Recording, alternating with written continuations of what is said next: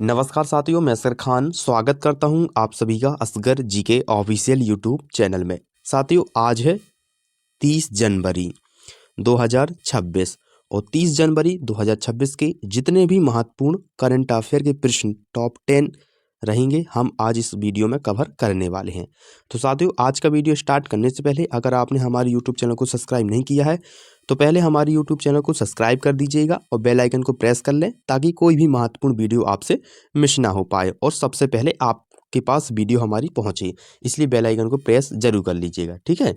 चलिए, most important video होने वाली है, वीडियो को लास्ट तक जरूर देखें। आप लोग वीडियो को पूरा नहीं देखते हैं, मुझे बहुत ही दुखित महसूस होता है क्योंकि मैं इतनी मेहनत से आप लोगों को कंटेंट तैयार करता हूं, इतना अच्छा कंटेंट तैयार दमदार करता हूं जो आपकी परीक्षाओं में बिल्कुल इंपॉर्टेंट है।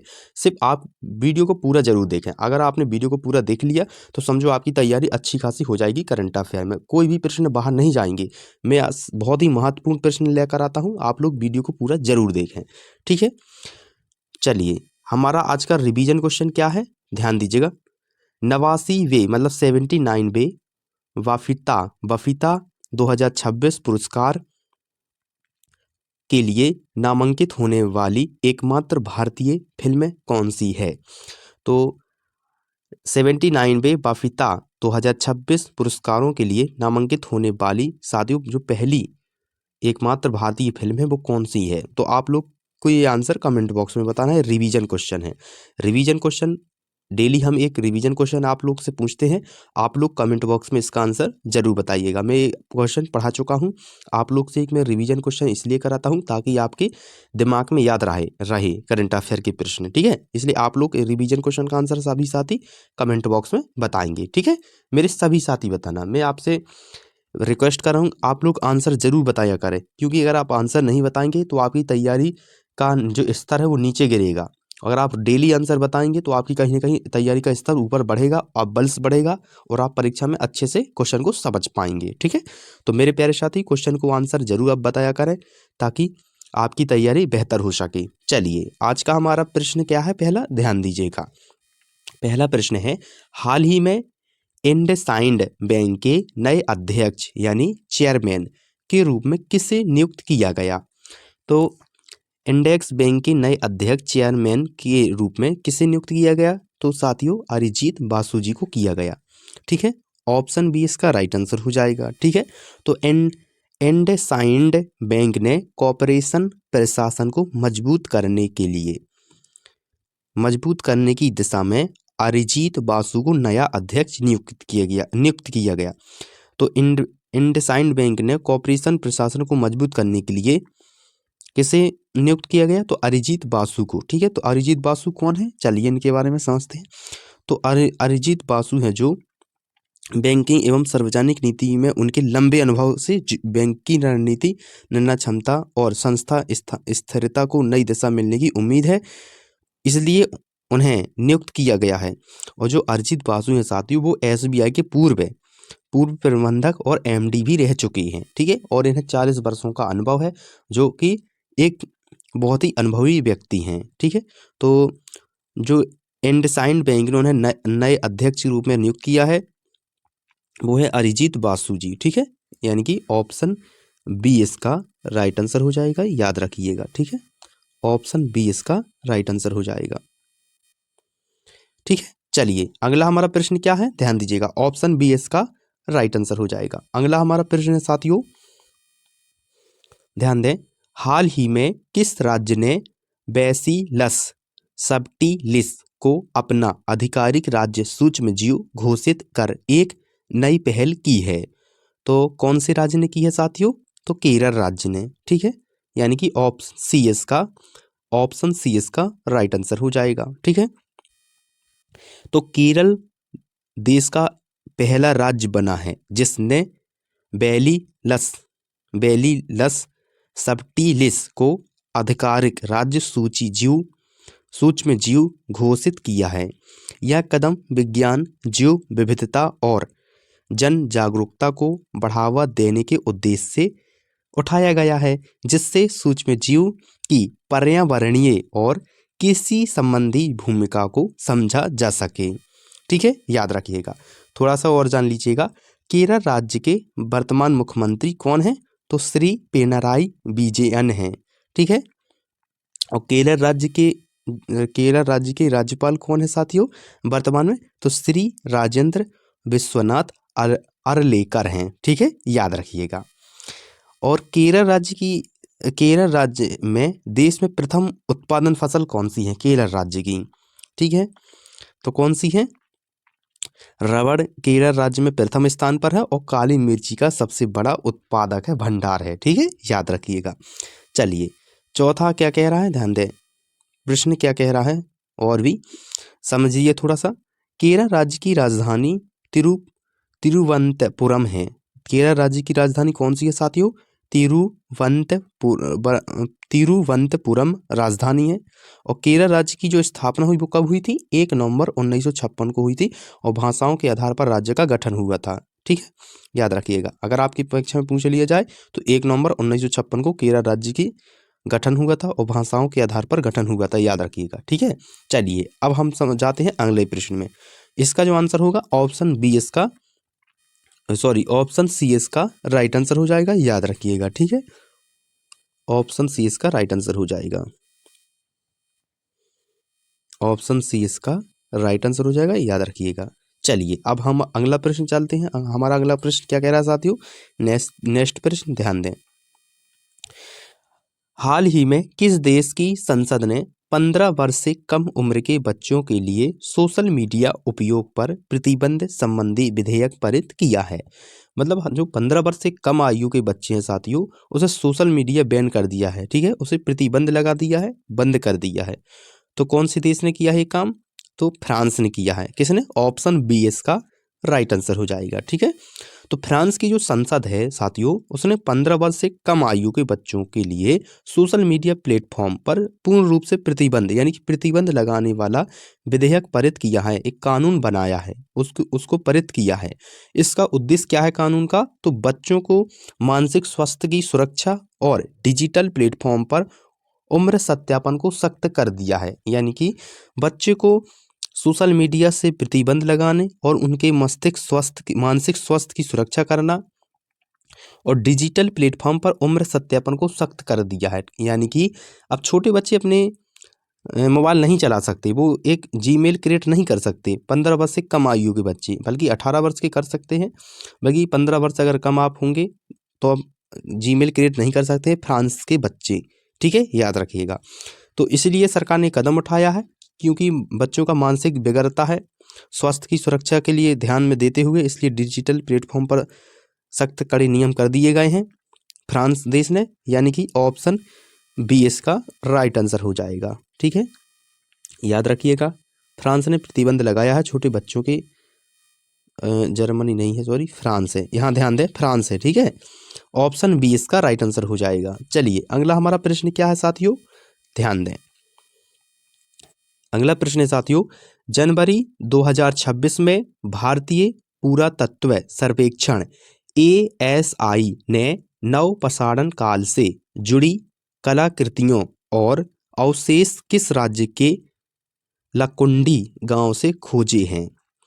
तो कर्नाटक, ठीक है, कहाँ से खोजे हैं? AI नव पाषाण जो काल से जुड़ी कलाकृतियां हैं और अवशेष हैं किस राज्य से? लकुंडी गांव से खोजे गए हैं, तो कर्नाटक राज्य से। यानी कि ऑप्शन सी इसका राइट आंसर हो जाएगा। तो साथियों जनवरी 2026 में ASI ने कर्नाटक के लकुंडी गांव, कहाँ के? कर्नाटक राज्य के एक लकुंडी गांव है, ठीक है, वहाँ नव पाषाण काल की महत्वपूर्ण कलाकृतियां और अवशेष की पहचान की गई है, वहाँ पर प्राप्त हुई है और पहचान भी की गई है, ठीक है। यह खोज दक्षिण भारत में प्रागैतिहासिक मानव बसावट, कृषि विकास और औजार निर्माण की समझ को और भी मजबूत कराती है और भी विश्वास कराती है, ठीक है, याद रखिएगा। तो साथियों वर्तमान में कर्नाटक के मुख्यमंत्री कौन हैं? वर्तमान में कर्नाटक के मुख्यमंत्री कौन है साथियों? तो वर्तमान में कौन है? सिद्धारमैया हैं, ठीक है। कौन है वर्तमान के मुख्यमंत्री? कर्नाटक राज्य के वर्तमान मुख्यमंत्री सिद्धारमैया हैं, कर्नाटक राज्य के मुख्यमंत्री। और कर्नाटक राज्य के वर्तमान राज्यपाल कौन है साथियों? तो थापर चंद गहलोत जी हैं, ठीक है, वर्तमान राज्यपाल हैं याद रखिएगा, कर्नाटक राज्य की। ठीक है, कर्नाटक राज्य का गठन कब हुआ था? अच्छा, कर्नाटक राज्य का गठन कब हुआ था? तो कर्नाटक राज्य का गठन 1 नवंबर 1956 को राज्य पुनर्गठन अधिनियम के तहत किया गया था। राज्य पुनर्गठन के अधिनियम के तहत किया गया था। ठीक है, कर्नाटक राज्य की राजधानी है बेंगलुरु है, जिसे हम आम भाषा में बेंगलोर भी कहते हैं, जिसे हम बेंगलोर भी कहते हैं, याद रखिएगा। ठीक है, चलिए ऑप्शन ध्यान दें, ऑप्शन बी इसका राइट आंसर ऑप्शन सी इसका राइट आंसर हो जाएगा। ठीक है, याद रखिएगा, ऑप्शन सी इसका राइट आंसर हो जाएगा। ठीक है, जो तो कलाकृतियां और अवशेष है वो किस राज्य में लकुंडी गांव से खोजी गए हैं? तो कर्नाटक राज्य के लकुंडी गांव से। ठीक है, याद रखिएगा, ऑप्शन सी इसका राइट आंसर हो जाएगा। चलिए अगला हमारा प्रश्न क्या है, ध्यान दें। किस संस्थान ने पूर्वी हिमालय में ग्लेशियर पिघलने से बनने वाली खतरनाक झीलों को ट्रैक करने के लिए एक तकनीक विकसित की है? यानी कि तो किस संस्थान ने, मतलब भारत की किस संस्थान ने पूर्वी हिमालय में ग्लेशियर पिघलने से बनने वाले खतरनाक झीलों को ट्रैक करने के लिए एक तकनीकी विकसित की गई है, यानी कि खोज की गई, अब विकसित की गई है? तो ये किस संस्था ने बनाया है? तो Indian institute of technology Guwahati ने। ठीक है, यानी कि IIT गुवाहाटी ने। ऑप्शन डी इसका राइट आंसर हो जाएगा। ठीक है, तो साथियों Indian institute of technology Guwahati यानी IIT गुवाहाटी के शोधकर्ताओं ने पूर्वी हिमालय में ग्लेशियर पिघलने से बनने वाली संभावित ग्लेशियर झीलों की पहचान करने और जोखिम वाले क्षेत्रों को ट्रैक करने के लिए एक नया प्रिडिक्टिव फ्रेमवर्क तकनीक विकसित की है। यह मॉडल ग्लेशियर झीलों से संभावित जोखिम का पूर्वानुमान देखकर आपदा प्रबंधन में सहायता करेगा। ठीक है, तो ये किसने किया है? IIT गुवाहाटी ने। ठीक है, साथियों अभी वर्तमान में IIT गुवाहाटी के चेयरमैन कौन है? तो डॉक्टर राजीव आई मोदी हैं। ठीक है, कौन है? डॉक्टर राजीव आई मोदी हैं, गुवाहाटी IIT गुवाहाटी के चेयरमैन हैं। ठीक है, याद रखिएगा। और स्थापना इसकी कब हुई थी साथियों? IIT गुवाहाटी की स्थापना तो साथियों हुई थी 1994 में। कब हुई थी? 1994 में हुई थी इसकी स्थापना। ठीक है, यह भारत का 6वां IIT स्थान है। क्या है? जो IIT गुवाहाटी है वो भारत का 6वां, और भी अभी IIT है लेकिन ये भारत की 6वीं IIT गुवाहाटी है। ठीक है, याद रखिएगा, इसकी स्थापना 1994 हुई थी, याद रखिएगा। ठीक है, और इसका शिक्षण कार्यक्रम 1995 में शुरू हुआ था। ठीक है, IIT गुवाहाटी का, याद रखिएगा। ठीक है, और साथियों भारत की पहली IIT गुवाहाटी भारत की पहली IIT मतलब इंडियन इंस्टीट्यूट ऑफ टेक्नोलॉजी कौन है? पहली जो भारत में पहली स्थापित हुई थी। तो साथियों ये याद ही रखिएगा, पहली जो IIT है 1951 में स्थापित हुई थी, IIT खड़गपुर। ठीक है, IIT जो खड़गपुर है भारत की सबसे पुरानी और सबसे बड़ी संस्था है। ठीक है, याद रखिएगा, याद रखें साथियों। IIT गुवाहाटी भारत के किस राज्य में है? भारत के किस राज्य में है जो हाल ही में इसने तकनीकी विकसित की है?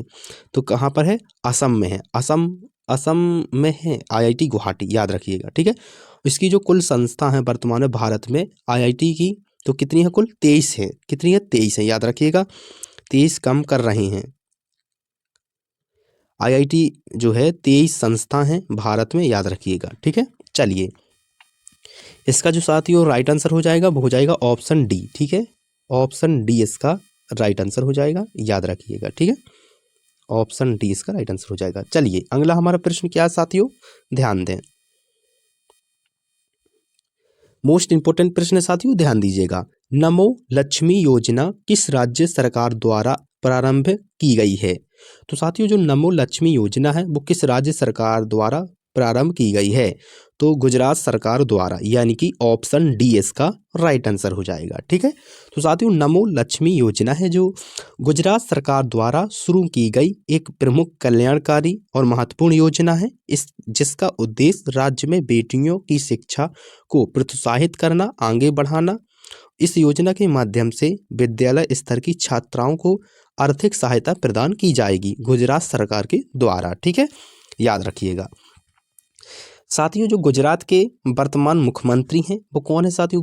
गुजरात के मुख्यमंत्री जिसने हाल ही में ये योजना चलाई है तो भूपेंद्र भाई पटेल हैं। क्या है? गुजरात के मुख्यमंत्री। ठीक है, और राज्यपाल कौन है गुजरात के साथियों? तो आचार्य देवव्रत वर्तमान में गुजरात के राज्यपाल हैं। आचार्य देवव्रत गुजरात के वर्तमान राज्यपाल हैं। ठीक है, याद रखिएगा। और गुजरात की राजधानी क्या है साथियों? सभी लोग को पता है, गांधीनगर है। ठीक है, याद रखिएगा। और गुजरात की सबसे ज्यादा उत्पादन फसल कौन सी है साथियों? मूंगफली है। ठीक है, और भारत के कुल मूंगफली उत्पादन का लगभग 40% से भी अधिक गुजरात में उत्पादन होता है। ठीक है, याद रखिएगा। जो मूंगफली है गुजरात में सबसे ज्यादा उत्पादन करने वाला राज्य है। भारत में 40% अकेले भारत ही उत्पादन गुजरात ही उत्पादन करता है मूंगफली का 40%, याद रखिएगा। ठीक है, प्रमुख फसल है ये। जो आरंडी है, आरंडी मतलब एक फसल है, याद रखिएगा, यानी कि कस्तूर सीड है जो आरंडी हिंदी में बोलते हैं। जो गुजरात राज्य में ही नहीं, देश में ही नहीं बल्कि दुनिया में भी नंबर 1 में उत्पादन प्रथम स्थान पर है। आरंडी मतलब कस्तूर सेड। ठीक है, उत्पादन में नंबर 1 है दुनिया में गुजरात राज्य, याद रखिएगा थोड़ा सा। ठीक है, चलिए। तो साथियों, इसका राइट आंसर ऑप्शन डी इसका राइट आंसर हो जाएगा, याद रखिएगा। ठीक है, ऑप्शन डी इसका राइट आंसर हो जाएगा। गुजरात सरकार ने ये योजना प्रारंभ की है, गुजरात सरकार ने। ऑप्शन डी इसका राइट आंसर हो जाएगा। चलिए, अगला हमारा प्रश्न क्या है साथियों? ध्यान दीजिएगा। साथियों, अगर आज का सेशन अच्छा लगा हो तो वीडियो को लाइक जरूर करें और चैनल को सब्सक्राइब जरूर करें। और बेल आइकन को प्रेस कर दें ताकि कोई भी महत्वपूर्ण वीडियो आपसे मिस ना हो पाए। और अपने दोस्तों के साथ शेयर जरूर करें। सभी साथी शेयर जरूर करें, अपने दोस्तों के साथ शेयर जरूर करें। वीडियो को एक बार सभी लोग शेयर कर दीजिएगा। वीडियो को लाइक कर दें, चैनल को सब्सक्राइब कर लें और बेल आइकन को प्रेस कर लें और वीडियो को एक बार शेयर जरूर कर दें। ठीक है, और कोई भी अगर आपको डाउट है तो कमेंट में हमेशा आप पूछें, मैं हमेशा आप सभी को रिप्लाई देता हूं, सबकी कमेंट पढ़ता हूं। आप लोग कोई भी कमी है पढ़ाई में, कोई भी समस्या हमारे कमेंट बॉक्स में जरूर आप लोग बताएं, मैं इसका समस्या का समाधान जरूर ढूंढ के आप लोग को बताऊंगा। ठीक है, चलिए, हमारा अगला प्रश्न क्या है? ध्यान दीजिएगा साथियों। हाल ही में किस देश में यूपीआई यानी यूनिफाइड पेमेंट इंटरफेस लॉन्च किए जाने की घोषणा की गई है, जिससे भारत की डिजिटल भुगतान प्रणाली का अंतर्राष्ट्रीय विस्तार होगा यानी कि विकास होगा? तो किसने? जापान ने, यानी कि ऑप्शन सी इसका राइट आंसर हो जाएगा। ठीक है, तो साथियों, भारत की यूपीआई डिजिटल भुगतान प्रणाली अब जापान में लॉन्च होने जा रही है। इसमें भारत जापान के बीच डिजिटल लेन देन को बढ़ावा मिलेगा और भारतीय पर्यटकों का प्रवासी नागरिकों को कैशलेस भुगतान की सुविधा भी मिलेगी। ठीक है साथियों, जापान के जो प्रधानमंत्री हैं वो कौन है वर्तमान में? तो सने ताकाईजी हैं वर्तमान के अभी प्रधानमंत्री हैं।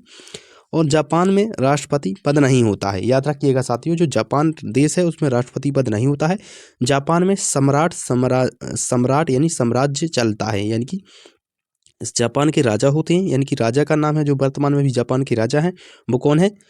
नरूहितो जापान के सम्राट हैं, यानी कि राजा हैं।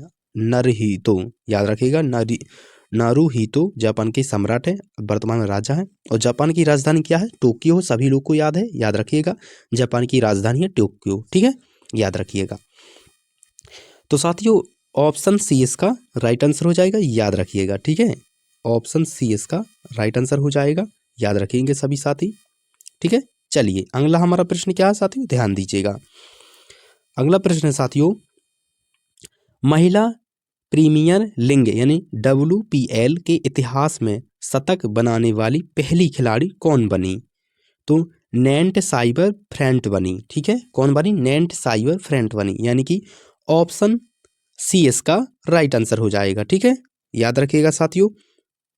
इसमें थोड़ा सा मिस्टेक है, क्षमा करें। इसमें नैंट साइबर इसमें ऑप्शन में ऐड नहीं किया गया है, तो इसको क्षमा करें साथियों। इसका जो राइट आंसर हो जाएगा वो ऑप्शन सी होगा, लेकिन मैं इसे अभी काट देता हूँ, मैं आपको लिख के बता दूंगा ऑप्शन राइट क्या है। इसमें थोड़ा सा क्षमा करें, इसमें मिस्टेक हो गई है, इसको क्षमा करें। ठीक है जी, ऑप्शन गलत लिखा है, मैं इसमें होना था नेट साइबर फ्रेंड।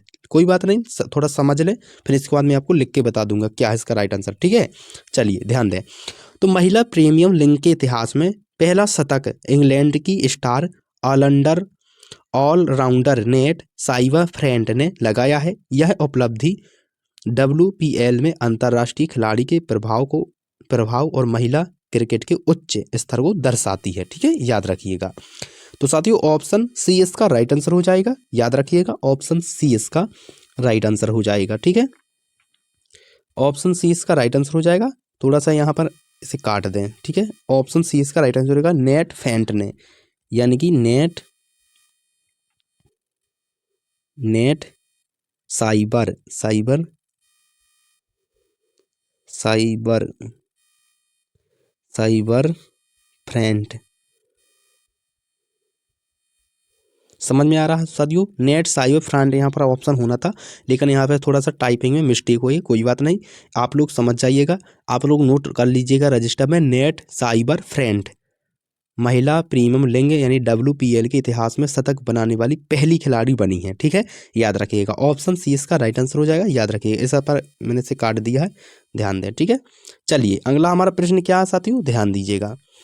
अगला प्रश्न है साथियों, 77वें गणतंत्र दिवस 2026 की पूर्व संध्या पर राष्ट्रपति द्रौपदी भारत की राष्ट्रपति श्री द्रौपदी मुर्मू जी ने सशस्त्र बलों के कितने कर्मियों के लिए वीरता पुरस्कार को मंजूर किए हैं। ठीक है, तो कितने, 70, यानी कि ऑप्शन सी इसका राइट आंसर हो जाएगा। साथियों 77वें गणतंत्र दिवस जो हाल ही में अभी बनाया गया है, पूर्व संस्था पर राष्ट्रपति द्रौपदी मुर्मू ने 70 सशस्त्र बल कर्मियों को वीरता पुरस्कार की मंजूरी दी है। इनमें कुछ पुरस्कार मरणोपरांत भी शामिल हैं और यह वीरता, साहस और देश सेवा को सम्मानित करने का एक राष्ट्रीय स्तर का कदम है।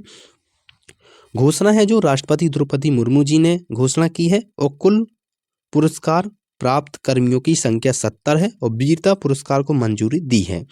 77वें गणतंत्र दिवस 2026 की पूर्व संध्या सशस्त्र बलों की बहादुरी और उत्कृष्ट सेवा में मान्यता है, और उत्कृष्ट सेवा और अपने दृढ़ संकल्प और अनुशासन के प्रति इन्हें पुरस्कार दिया जा रहा है। ठीक है, याद रखिएगा, कैसे दिया जा रहा है, तो सशस्त्र बलों को याद रखिएगा, उनको दिया जा रहा है, उनकी सेवा सम्मान के लिए, उनकी सेवा के लिए दिया जा रहा है, उनके कर्तव्य के लिए दिया जा रहा है। ठीक है, याद रखिएगा, यानी कि ऑप्शन सी इसका राइट आंसर हो जाएगा, याद रखिएगा, ऑप्शन सी इसका राइट आंसर हो जाएगा, याद रखें। ठीक है, पुरस्कार जो मंजूर किया है वो 70 सशस्त्र बलों के लिए दिया है, कर्मियों के लिए दिया है, 70 को सिलेक्ट किया गया है, याद रखिएगा, ऑप्शन सी इसका राइट आंसर हो जाएगा। चलिए अगला हमारा प्रश्न क्या है साथियों, ध्यान दें। अगला प्रश्न साथियों, भारत में प्रत्येक वर्ष 30 जनवरी को किस महत्वपूर्ण दिवस के रूप में मनाया जाता है। तो साथियों तो सभी इसमें भी गलत है क्या, नहीं है, सही है, शहीद दिवस के रूप में। साथियों जो 30 जनवरी होती है वो किस महत्वपूर्ण दिवस के रूप में मनाया जाता है, तो शहीद दिवस के रूप में मनाया जाता है। ठीक है, यानी कि ऑप्शन बी इसका राइट आंसर हो जाएगा।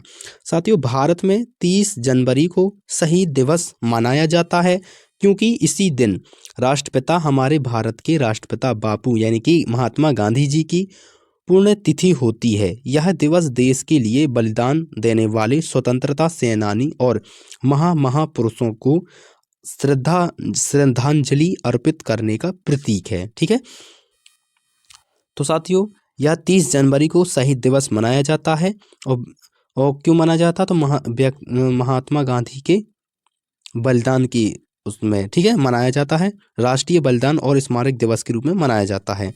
याद रखिएगा साथियों, मोस्ट इंपोर्टेंट प्रश्न है, यानी कि ऑप्शन बी इसका राइट आंसर हो जाएगा। ठीक है, याद रखिएगा, ऑप्शन बी इसका राइट आंसर हो जाएगा, याद रखिएगा।